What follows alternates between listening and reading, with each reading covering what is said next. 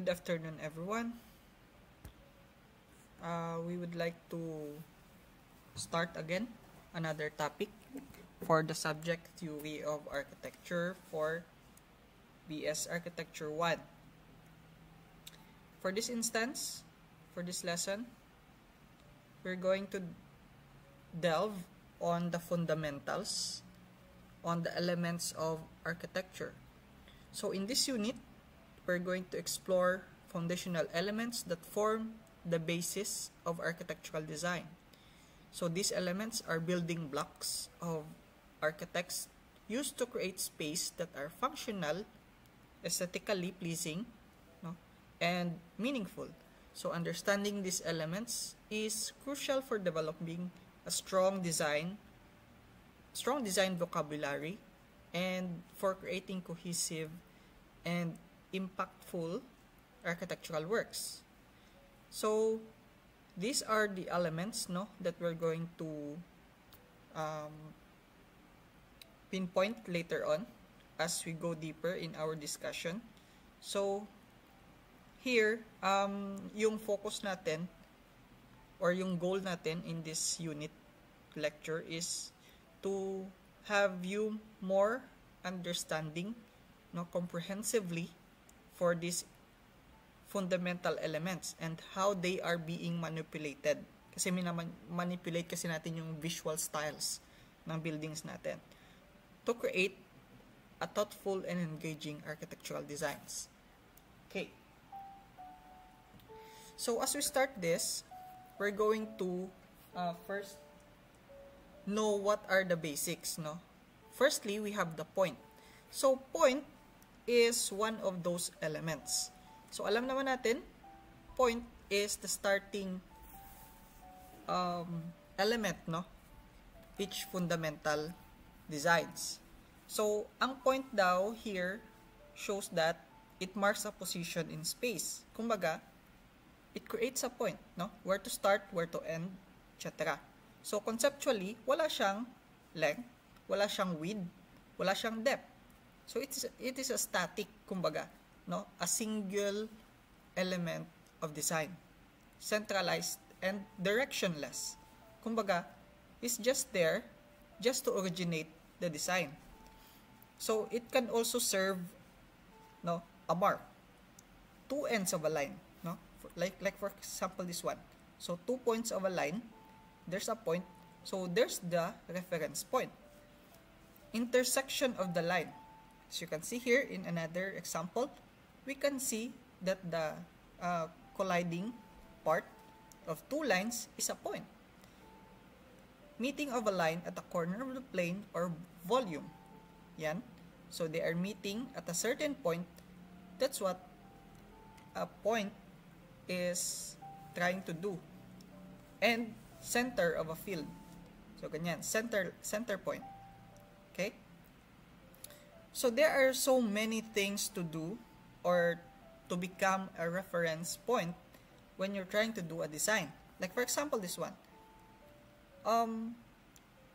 Dito may makikita tayong mga series of images that has different kinds of center point, which the point is being the reference inside a design, inside the drawing.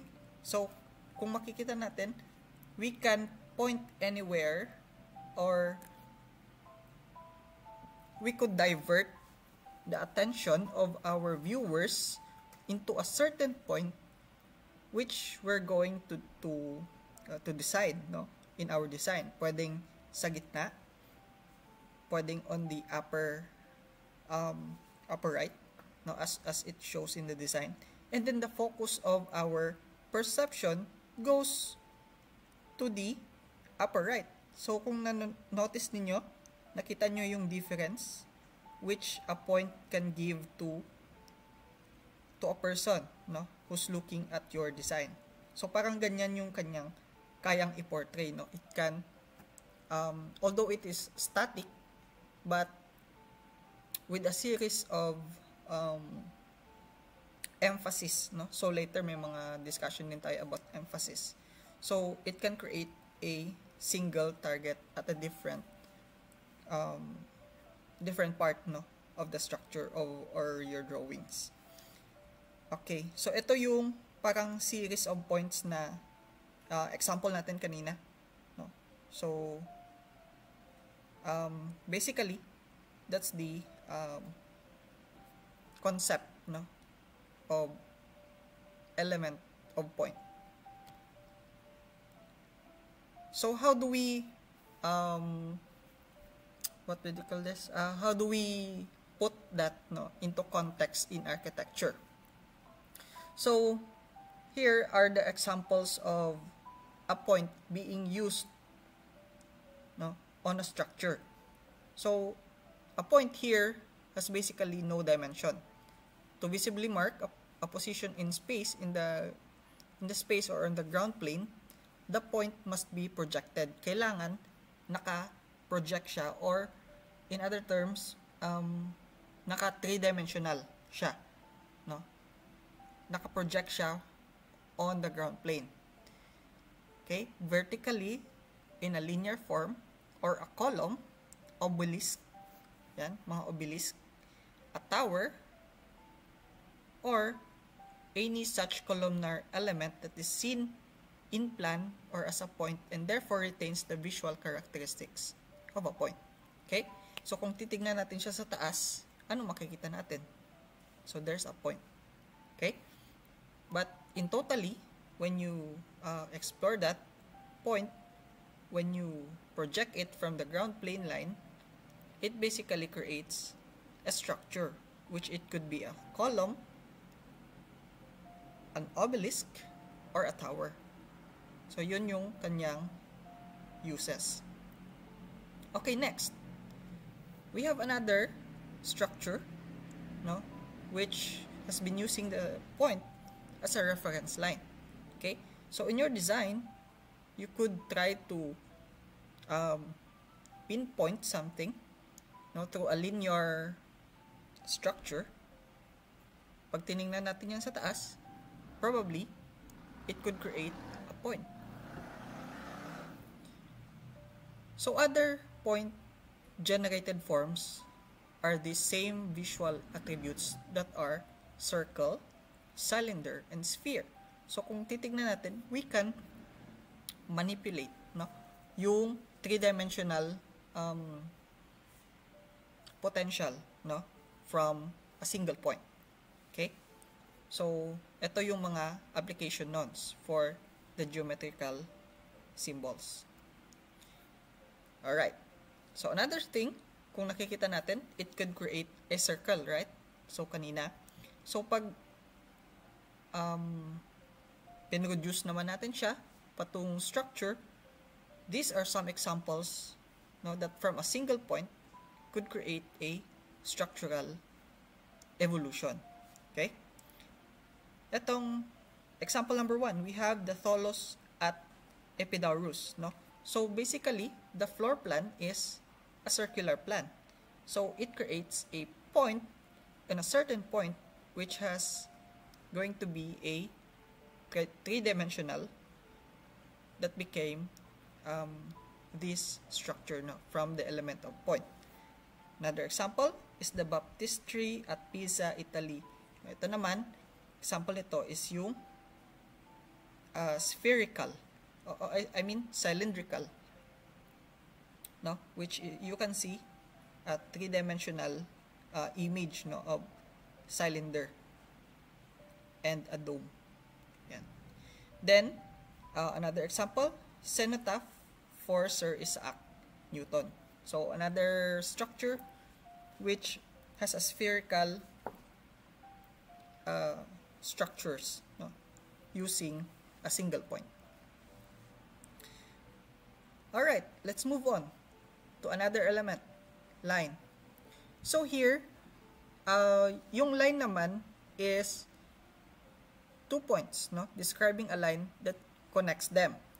So line is composes of series of points.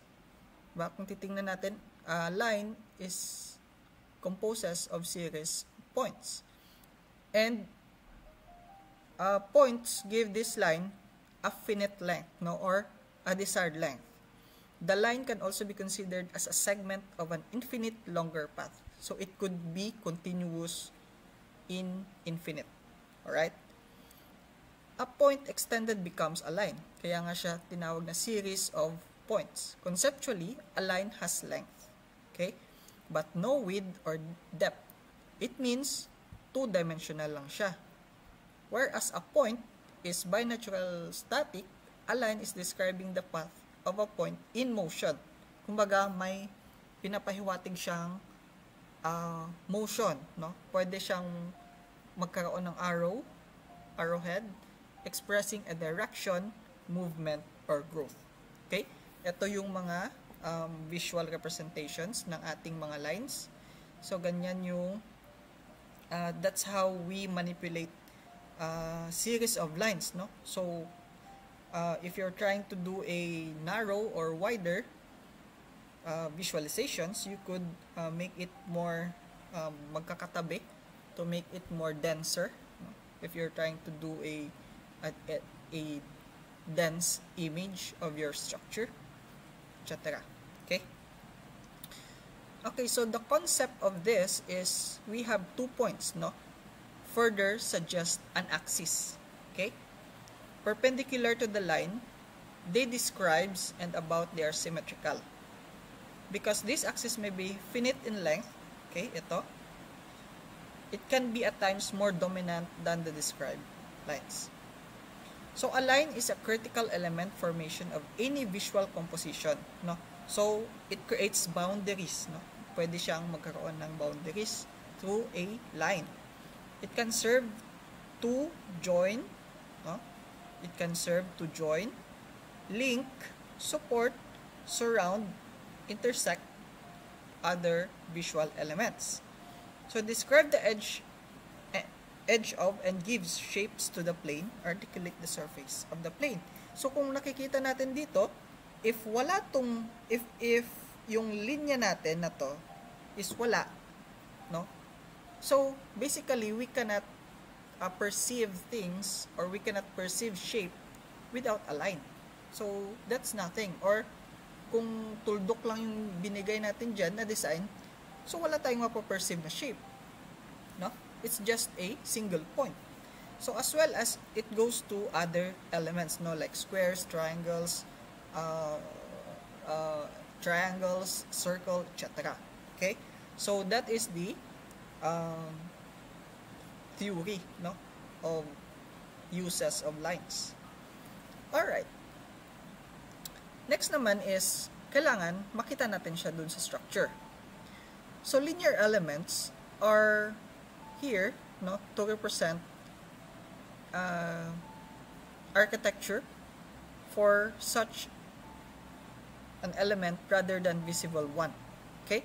Ito, makikita natin na yung lines are being perceived in columns, no? Or in any other structure that creates a point A to point B. Parang bridge, no? Na example natin. So, here, balik tayo dun sa columns. No, why do we perceive this one as a line again, no? Pwede kasing point, no?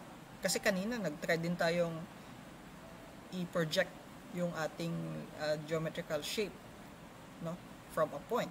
So here, madidistinct natin siya na it's a line because it creates a uniform, no, uniform presentation, no, which creates a single line from the perspective of our viewers, no? So kung nakikita natin Carthage ports in Athens, so it's a series of single lines which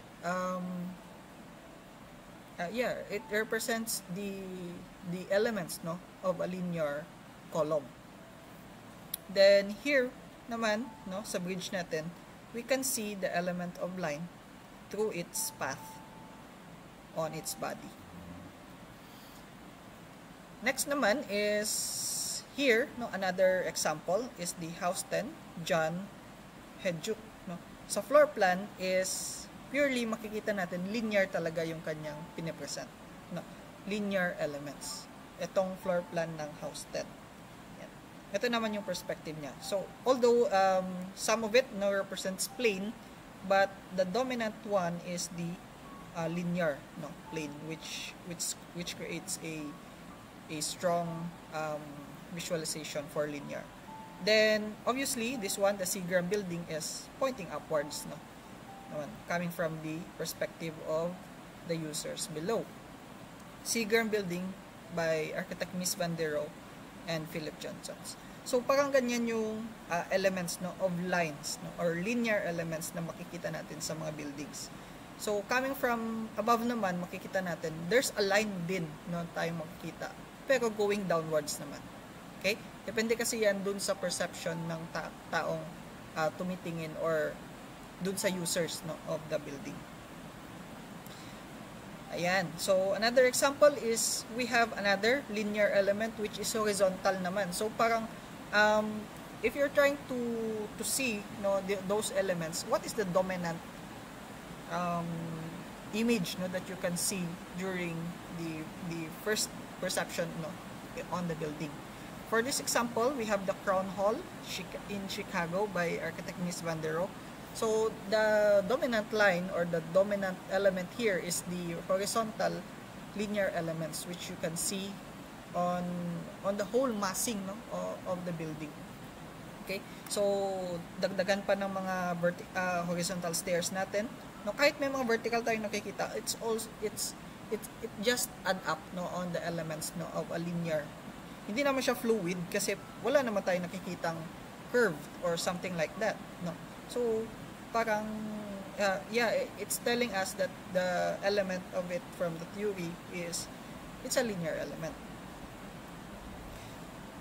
Next element, we have also the plane. So ang plane naman is extended in a direction, then its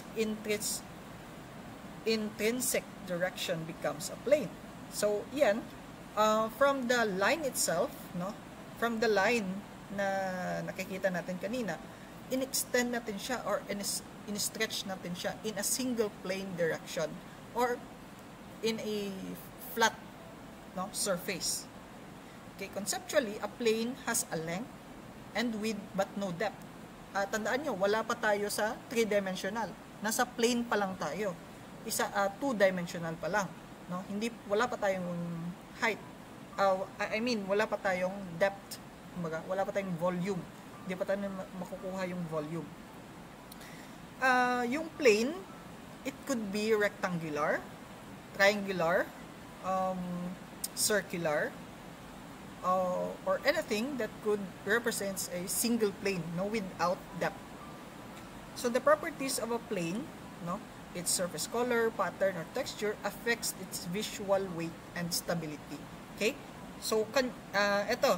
So kung nakikita ninyo yung itong maliit na circle na to. So it's more parang nakikita natin na parang hollow or magaan siya because of its visual weight, which is hindi naman siya denser unlike this one sa triangle. Okay? So yan, parang makikita natin na mas solid yung triangle na to dahil nga sa kanyang visual stability. Okay? So that's one of the elements of plane characteristic. Next we have here examples of how to do or how to arrange or manipulate a space using a plane. So in architecture there are 3-dimensional volumes, the mass and space.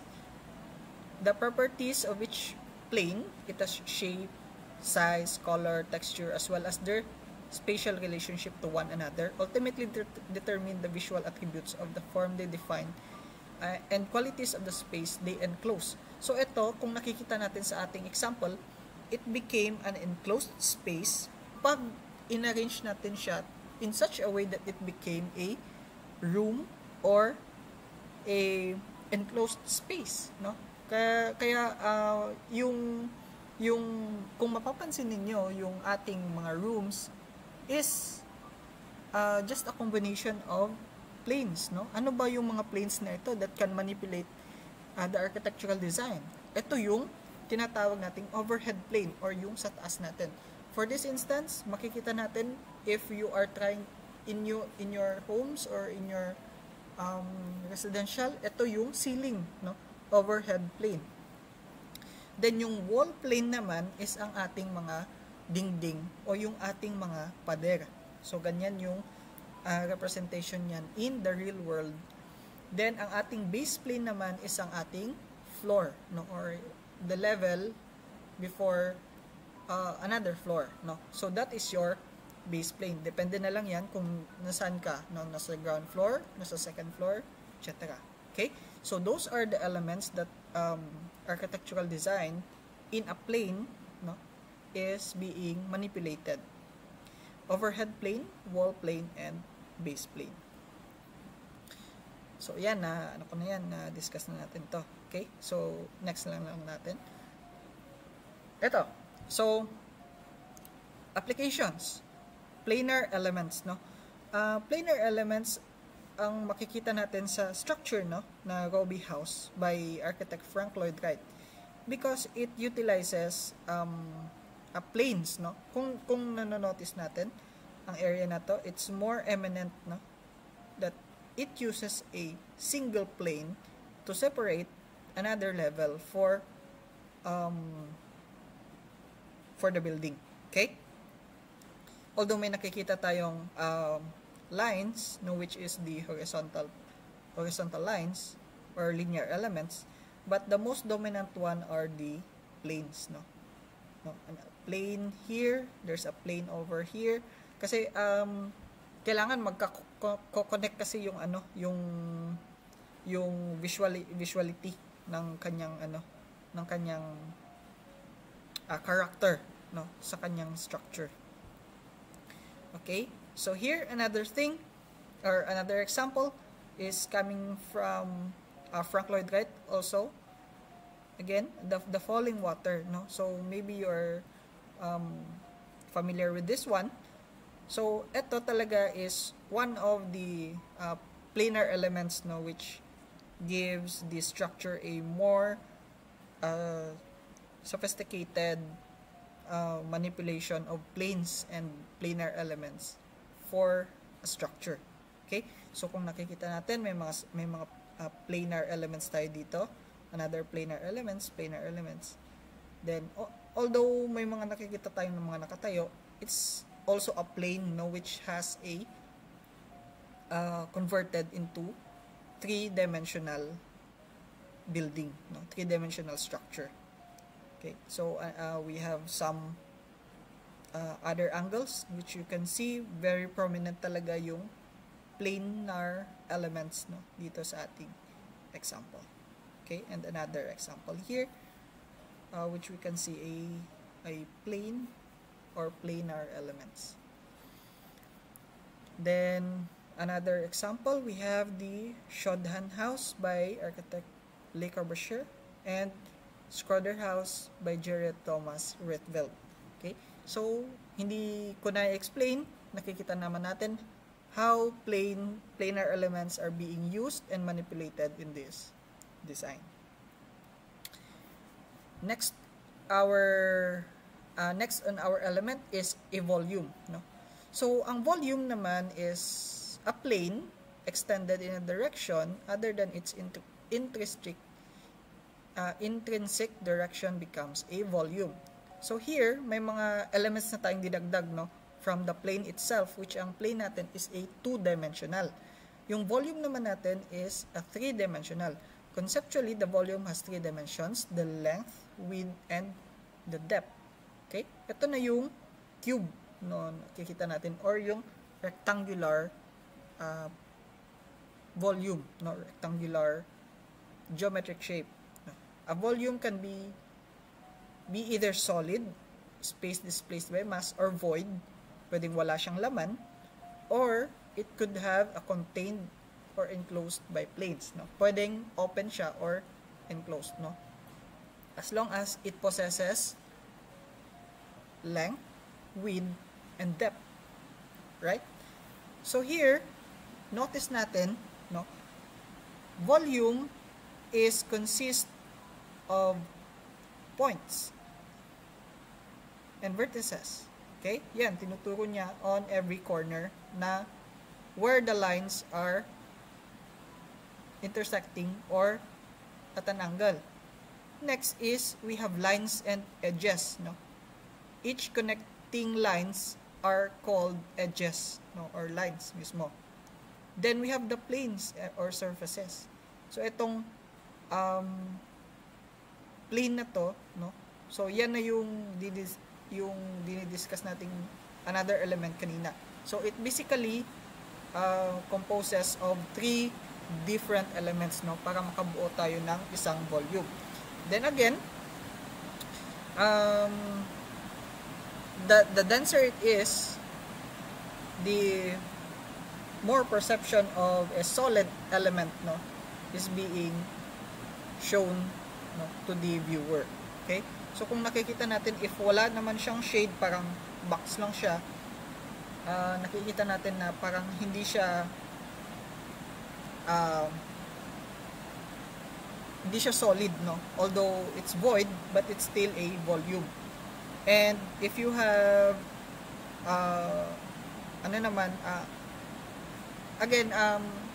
yung surface niya is being manipulated by textures, no, depending on what it creates, no, pwedeng denser or void.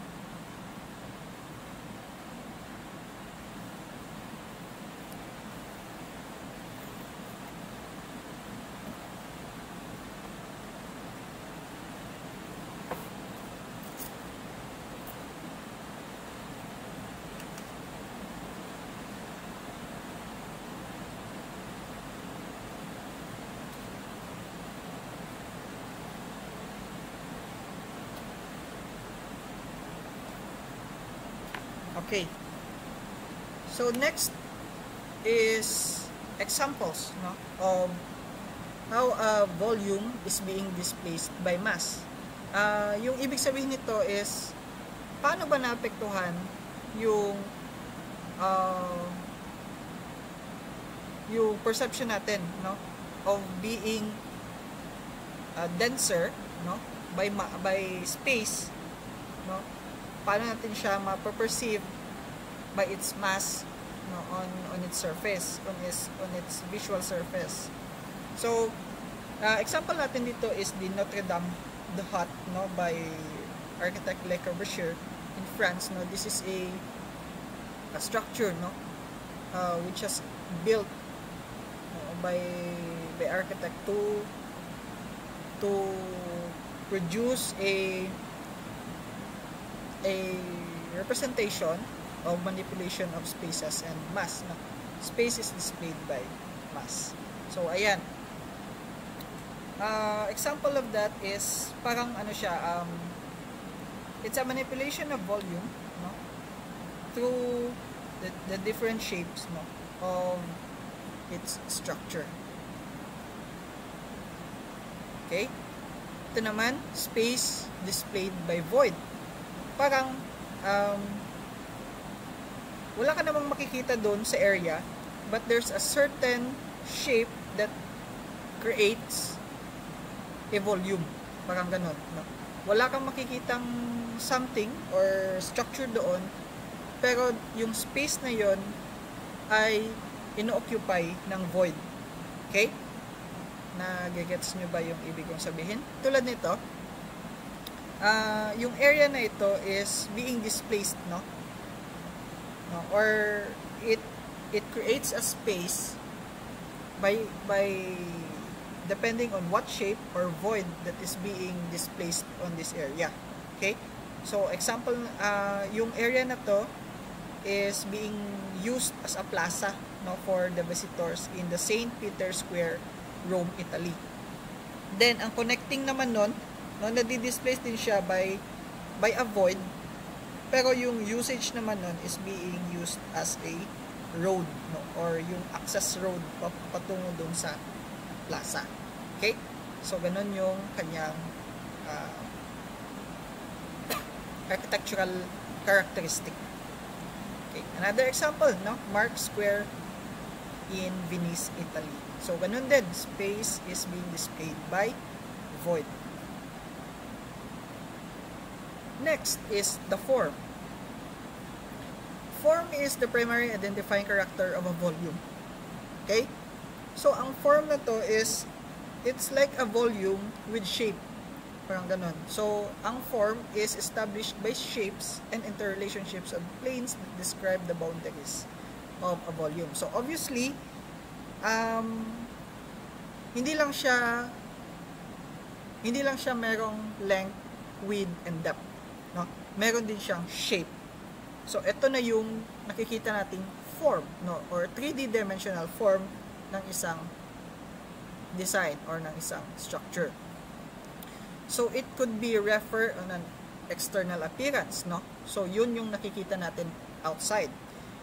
It often denotes a formal structure of a work, manner of arranging coordinating elements, composition, to produce a coherent image. No? Depende yon sa what type of image that you're trying to portray. So, form. Ito yung mga properties ng form, no? It has shape, size, color, texture, position, orientation, and visual inertia. So, isa-isahin natin to. Ano ba tong shape? So, it is the outline, no, or surface configuration of a particular form. So, shape is principal aspect by which identify the categorized form. So, ito, yung shape ng isang square is being transformed into a rectangular form, no? 3-dimensional form. Ang triangle is being transformed into which we can perceive here is a diamond, or I mean a pyramid, no? Form of a triangle shape. So ganun din yung sphere coming from the circular shape. Okay? So it's the 3-dimensional form of an object. Examples for the form, no, which we can perceive coming from the Pyramid of Giza, which we can see the form of it, no, in a pyramidal characteristic, and the Seagram building for being a rectangular form. Okay. Another example, the Louvre by IMP. So ito are some of the example, no, that manipulation of forms can vary depending on what shape you have in your concept.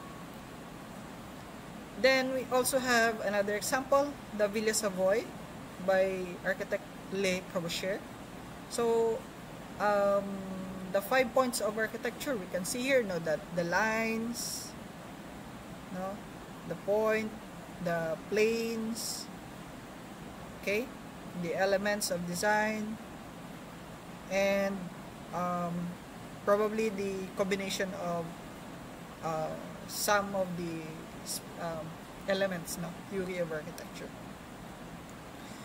Alright, another example is the Matri Mandir by architect Roger Anger. So here is we can see a spherical with definite, no, form of a sphere, no, from a circle. Okay, so manipulation of lines, of point, no, so makikita din natin ng point, forms, volume. Okay. Another thing is the Atomium Brussels, no, by architect Andre and Jean Pollack.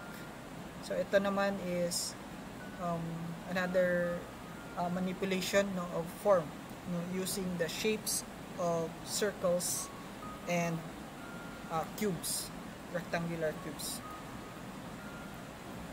Next is yung size. So another thing that we can consider in forming our buildings, no, or physical dimension is yung size. Ano ba yung size na to? it has length, width, and depth, no, also of a form. So ang dimension determining the proportions, no, of a form is scaled by its size relatively to the form of its context. Depending on how big, no, is your shape, the size is varies sometimes. No? Hindi naman pwedeng lumiit yung form mo if malaki yung shape ng building. Parang hindi siya visually accepted.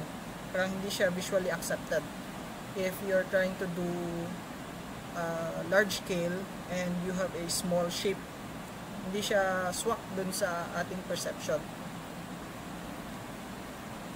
Yan. So, may mga instances, no, that a certain size is being imposed on a certain scale, no. Kumbaga, malaki yung scale ng kanyang sakop. Okay? Probably, pag sa isa kang plane, the larger it gets, the size is eminent. Okay? Tulad nitong Burj Khalifa. So, kung nakikita natin, walang other sizes na nakalapit sa kanya, kaya siya nag-stand out. Okay? Ganun yun.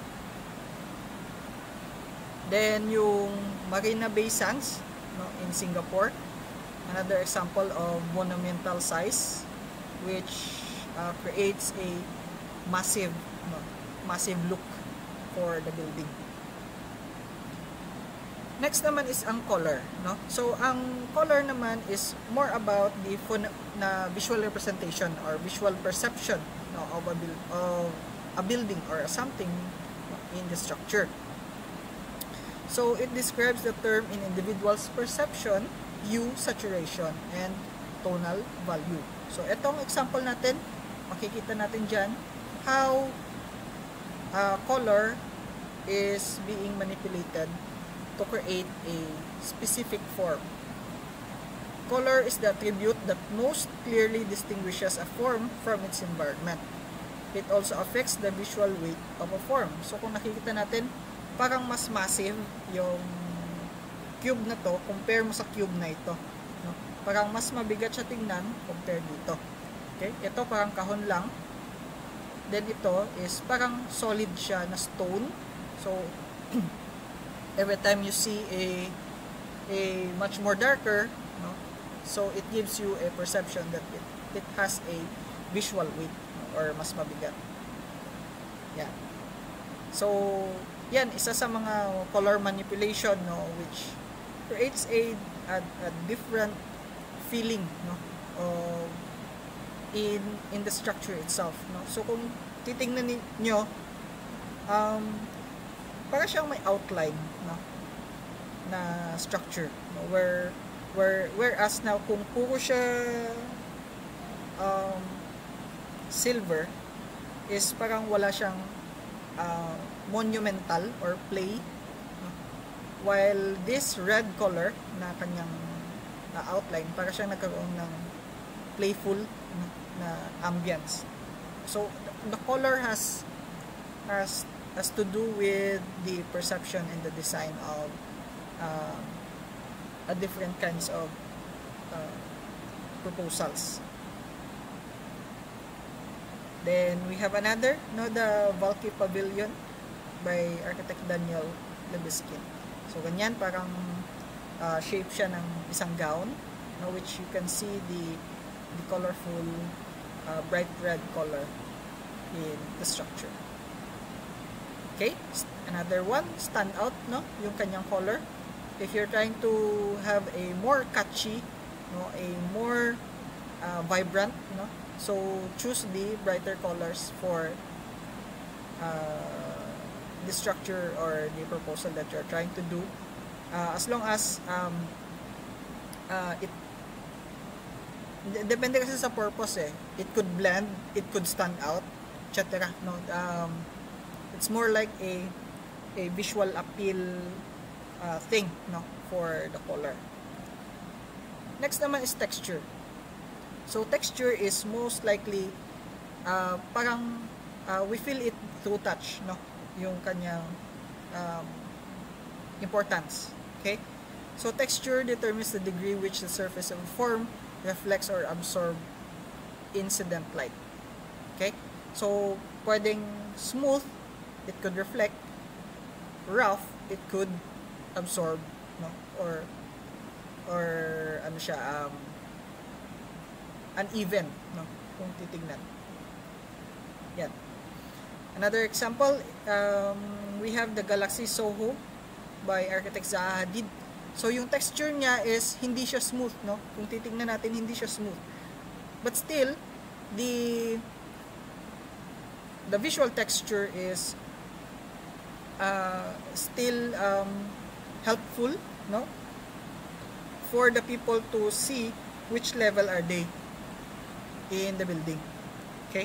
So ganun yung kanyang ginamit, no, for the texture of elements, the element of texture.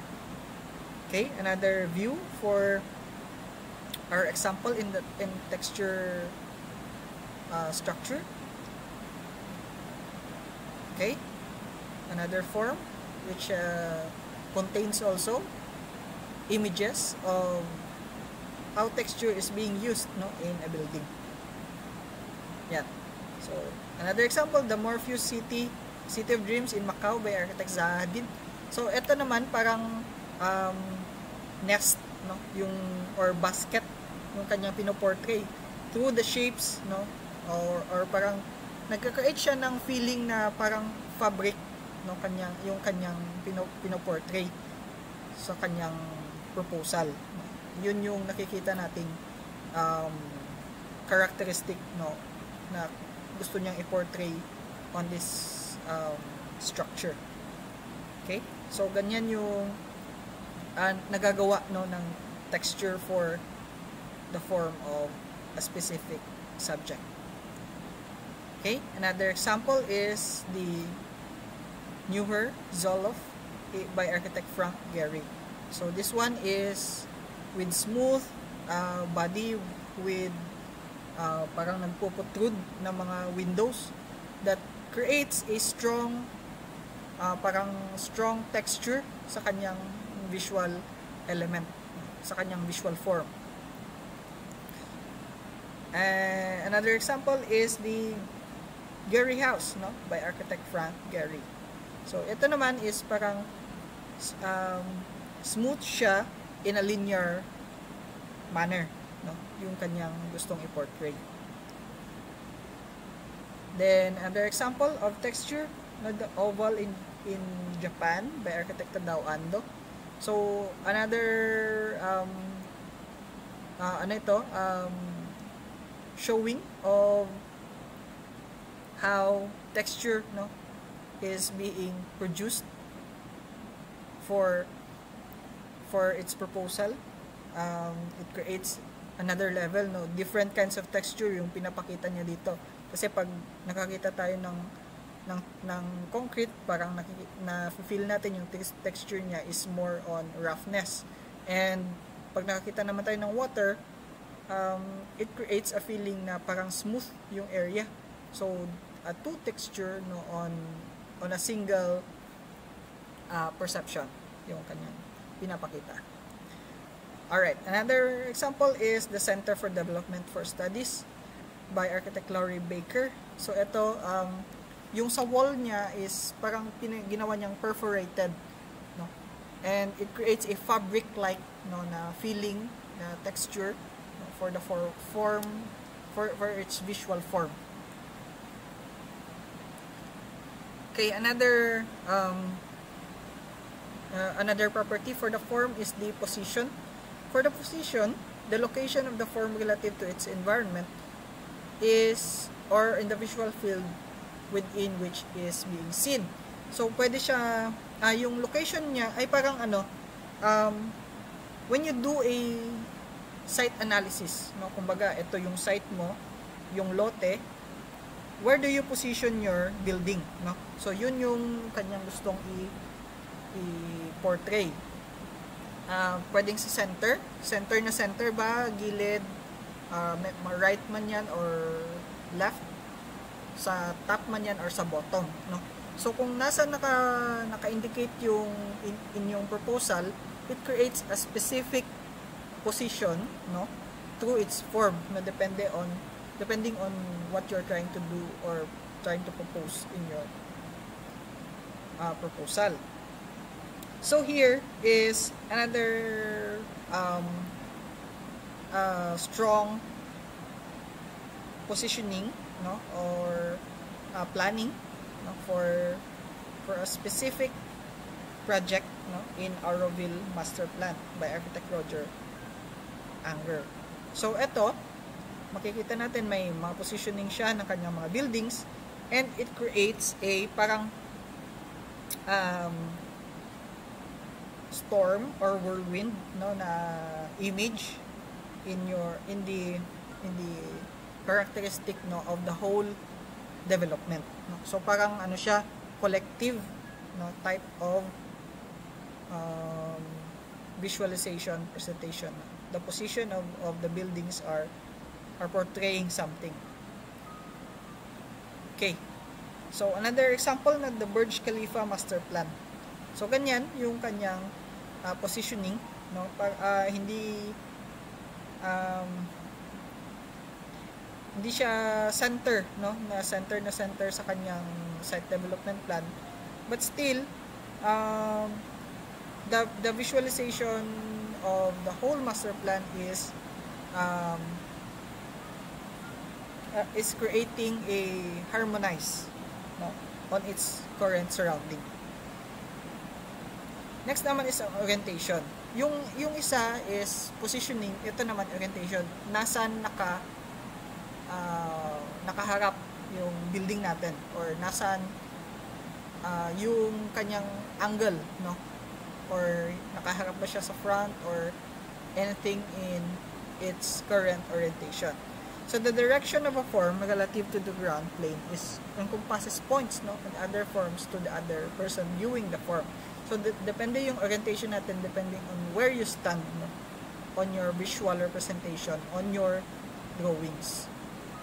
Parang ganito. So yung orientation natin has to do with the climatic orientation. Where do you put your project? So yung orientation yan can be according to the sun path, no, or according to the wind path, no. Kasi may mga ano yan may mga factors like natural and natural ventilation and natural lighting, no. So the shape of your building, the shape of your proposal, how open it is, has to do with climatic orientation in your shape and orientation of your building. Okay? So dalawa, no? Pwedeng climatic orientation according to sun path or according to wind direction, no? Kasi may tinatawag kasi tayong amihan and habagat. Kailangan ma-harness natin yung amihan, no, while preventing naman yung habagat na strong winds. And also the letting the morning sun in and minimizes the afternoon sun, which is the hottest, no, with the context, no, in the Philippines naman. Okay, kasi we are in a tropical country. Okay, ito naman orientation. Na-example na natin to kanina, no, sa planar elements natin. But for this one, yung orientation nito kasi para magkaroon siya ng good angle, no, sa kanyang mga viewers. Kumbaga hinarness ni architect Frank Lloyd Wright yung water, no, coming from the waterfalls, no, na parang lumalabas siya doon sa kanyang building, no, parang naturally pinoproduce siya ng kanyang building, pero hindi, no, galing ito sa isang natural body of water, no. It's just that yung orientation ng building niya is parang doon niya tinapat, no, na parang lumalabas siya doon sa building. So that's one of the manipulation that the orientation can give, no, to the perspective of the viewers. Then, ito, another example, parang pinaglaruan lang ng mga building blocks, no? Ito, yung orientation naman ito is, it's more likely deconstructivist, no? Yung kanyang, parang, hindi siya, wala siyang linear direction, no? It's just that, yun yung concept, no, ng kanyang proposal. So, the interlace, no, by Ole Sheeran. So, ito yung top view on the right side and the perspective view on the left side. So, visual representation for orientation. Ito. So, yan. Conceptualization where you can see the interlocking buildings, no, para magkaroon din siya ng connectivity, no, among its buildings. Alright, next is visual inertia. Yung visual inertia is parang the building is going somewhere, no, parang unstable siya, no. So the degree of concentration and stability of a form. So parang gumagalaw yung kanyang building, no, parang in a visual form. Okay? So yan, parang ganyan. Hindi siya kung titingnan mo, para siyang may parang matutumba or may pupuntahan siya na hindi siya accepted, no, by a regular pattern, no, or a regular shape. Parang visual inertia is like a moving form. Ganyan yung kanyang gustong i-portray. Okay? We have here the example, no, the Michael Lee Chin Crystal Royal Ontario Museum in Toronto, Canada by architect Daniel Leveskin. Right? So, ganyan yung visual form ng kanya, visual inertia ng kanyang form. Another example, no, by architect Daniel Leveskin pa rin, no, mahilig to si architect Daniel sa mga visual inertia, no, na formation of the buildings and irregular shapes of geometry. Contemporary Jewish Museum in San Francisco, California. Then lastly, for the form, we have the surfaces. Yung surfaces natin refers to two dimensions such as flat plane, no? So yung flat plane na yon, you could twist that, you could shape that, to curve that into something that you're trying to do in the proposal. The term, however, can also allude to a curved two-dimensional locus of points defining the boundary of three-dimensional solid, no? So, ibig sabihin nun, meron siyang pinanggalingan na shape, no? And you just manipulate its surface, no? Pwedeng maging smooth, no? Just like the Walt Disney Concert by architect Frank Gehry and the Guggenheim Bilbao, Spain, also by architect Frank Gehry. Alright, so we finished the unit number 2, no, for this theory of architecture using the point, line, etc., no, which we have discussed earlier. Now, I want you to have this assignment, no, critical analysis of architectural project. So what you're going to do is to analyze a project. Okay? So, maghahanap kayo sa internet, no, sa web, ng mga projects, no? Sobrang daming projects, no, na naka-archive na sa internet, no? Yung merong mga ganitong information, okay? So, kailangan yung mag-research tungkol about sa isang project, no? You sketch it with written reports, okay? So, you sketch it first, no, in your tracing, or I mean, in your sketch pad, no? So, ito, may nakalagay tayo dito. Paper size sketch pad, okay? So, ganyan. Merong sketches, no, sketches ng building, okay? So, meron yang written report which is nakalagay doon. My project type, no? primary analysis, yun yung gagawin ninyo. Primary analysis, una, meron yung project type, project location, year of construction, architectural style. Ano ba yung architectural style niya? Modern, classic, neoclassic, Gothic, etc. No? So, design concept, if na-mention dun sa kanyang description, may design concept, but basically, meron yan. Then, planning, if meron siyang kasamang planning. Okay? So, yung planning na yun, i-sketch nyo lang din yun, no? It's either freehand or guided by your straight edges, no? Depende sa inyo, no? Pero the sketches must be manually, no, rendered, no. Pwedeng multimedia, gumamit kayo ng color pen, color pencils, pen and ink, whatever coloring you have, but make sure that it is manual rendered, no. Hindi pwedeng naka-digital. Okay? Analysis, no, of a building. Okay?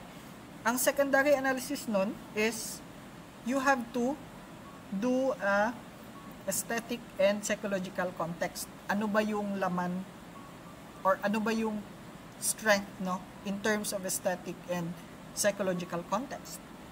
Okay? Character, circulation, experience, expression, function, materials, services, structure, and uses. Hindi nyo malalaman yun if hindi kayo magdidig deeper dun sa project. Okay? Maghanap kayo ng project that has more information, no? More information about it. Who's the architect, what are the uses, etc. So, ito na, nakalista na dito yung mga kailangan natin. Okay? A to J, yung kailangan bawat isang project. Okay? Ito yung nilalaman nun, no? Elements of architectural analysis. Ito yung diniscuss natin, no, ngayong araw. So kailangan kasama dun sa analysis mo yung mga elements, points, lines, architectural analysis, no? Form analysis. Analysis of usage, geometric forms, section and its derivative. It could be sphere, cube, pyramid, cylinder, and cone. Kasama din yan sa discussion natin kanina. Then, spatial configuration analysis. Ito yung ano bang ginamit dun sa enclosure. Internal, external spaces. Continuous spaces. Special organization. Kahit wala na muna to, yung number 4. Open space relationship. Kahit wala na muna yan. No? So, yun. 1 to 3 lang, no? Enclosure, internal, external space, continuous space, and spatial relationship. Kasama siya doon, each project. Then, architecture principle analysis. Analysis of architecture principle used.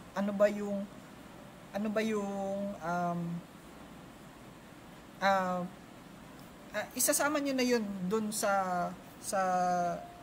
A to J, no? Ninyo, no? Kung ito yung guide lang ninyo yung yung fina-flash ko ngayon, ito yung guide nyo, no, kung paano nyo siya i-analyze, no? Ito yung kanyang guide. Okay? They could be using proportion, scale, balance, symmetry, asymmetry, etc. Okay? So, pag pag wala siyang masyadong information, no, about sa secondary analysis, kung hindi nyo makikita, kay much more parang deeper yung kanyang hinihingi, ito yung gagamitin ninyo. How to analyze the structure or the building you have chosen. Okay? Makikita naman ninyo yan sa kanyang physical aspect, sa kanyang visual form, visual characteristic. So, dun papasok yung etong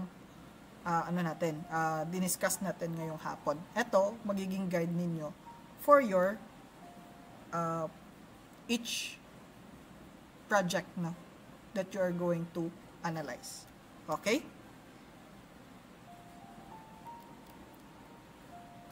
Alright. So, ilang buildings ba ang ipapasa ninyo? Okay? So, I'm thinking about 3, no? So, 3 building, pipili kayo ng tatlo, then you do an analysis, no? Primary and secondary analysis. So, with sketches and written reports. So, tatlo yan. So, sketchpad yung gagamitin, recurring pages. It means, sa isang page na yon may kasama na yung primary analysis and secondary analysis at saka sketches. Okay? Recurring pages, sa next page is another building. Third page is another building. Okay? Using standard title block. Coming from Visual Tech, di ba nakagawa na kayo ng title block? So, susundin lang natin yon, papalitan lang natin yung subject. Papalitan lang natin yung professor name. Papalitan lang natin yung title at saka table of contents. Baka merong table of contents. No? So, ganun yung gagawin natin. Or sa ADS-GN 1 na title block. Depende na lang yun kung alin doon yung mas nauna. Okay? Yun nga, yung rendering natin, multimedia allowed except digital. Okay? Strictly manual renderings only. Then, after that, ipapasa nyo siya dun sa Newvle submission page natin. Which is, bibigay ko sa inyo mamaya. Alright? So, bibigay ko yan through a link, no, sa Google Meet or maybe announcement. Okay? Mag-abang kayo at hindi nyo yun magagawa kung hindi nyo to napanood. No? Wala yung instruction dito. Hindi nyo napanood yung video instruction ko ngayon. So, hindi nyo yun magagawa. So, kailangan napanood nyo to before nyo siya gawin.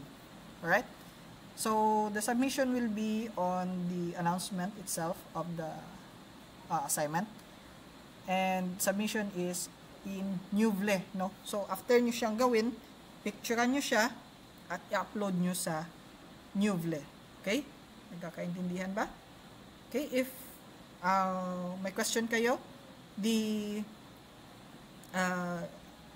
yung live na na Google Meet, if doon na kayo magtanong or di kaya i-email nyo ako after this meeting. Thank you very much and